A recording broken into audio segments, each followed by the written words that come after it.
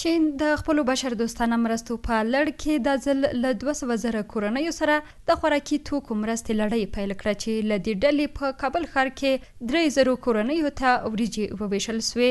د چین هیواد په دغو مرستو کې وریجې او غنم شامل دي چې د کابل ښار په ګډون به د افغانستان په 14 ولایتونو کې په اړمنو خلکو وویشل سي. د چین هیواد اقتصادي کونسل مستر خو وایي چې افغانستان او چین د ښه ګاونډیتوب زر کلنه تاریخي مخینه لري او د افغانستان ځمکنۍ بشپړتیا ته درناوی لري.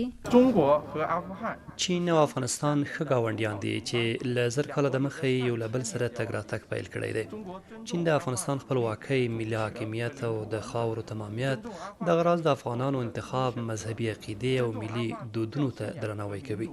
چین هیڅکله د افغانستان په کورنیو چارو کې لاس وهنه نه ده کړې. د چین هیواد د مرستې په کور دننه بجای سو سره د کډوالو او بیرته راستنیدونکو چارو وزارت په همکارۍ ترسره سوې.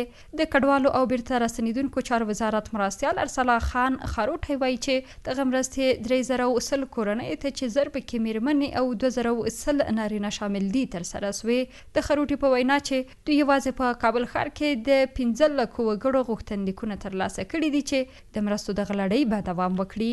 نن به 3000 فامیلونو ته نن دلته د مرسته توزیع کیږي او په مجموع کې به دغه مرسته د 2 لکه یعنی 200 زره فامیلونو ته په ټولو ولایاتو کې په افغانستان کې دا لړۍ روانه ده.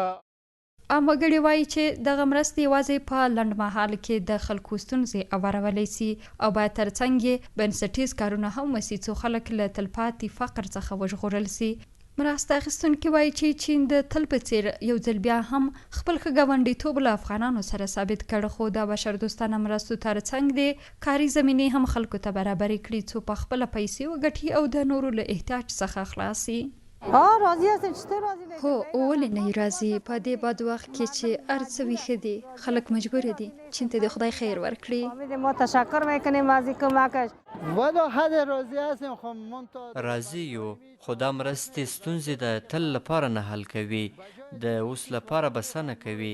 د دې پر ځای چې هیوادونه موږ ته مرستې رالیږي نو دلته د سرمایه گذاري وکړي. دا چې 200 روپۍ وکولای سو کار وکړو دا بهتره ده تر دې چې هر ورځ مرستې واخلو.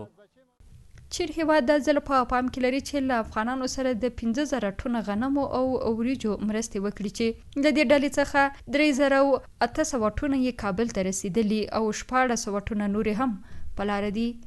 مریم هوتک، CMG کابل.